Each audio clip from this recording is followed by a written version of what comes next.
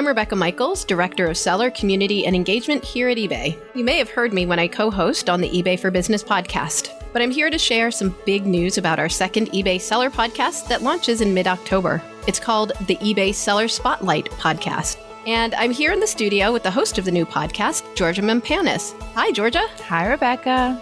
I'm so excited to announce this new addition to our podcast roster. So am I. So, Georgia, tell us, what is this new podcast? We like to say that every seller has a story. Every month, we'll be shining our podcast spotlight on one special seller with an inspiring story to share with us. It could be a seller who has a passion for fashion and turns it into a business. Or a seller who faced an unexpected event that shook his or her world, like losing their job, and ended up finding their calling by selling on eBay. Or it could be a seller who started out selling their old electronics and ended up with a big business and a bunch of employees. We'll have a new seller to spotlight every month.